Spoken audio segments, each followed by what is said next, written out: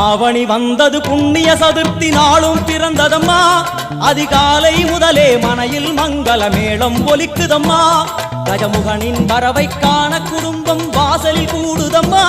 மா கோலம் இட்டொரு மனை மேல் வந்தான் ஆரத்தியாகுதம்மா கணபதி ராஜா வந்தா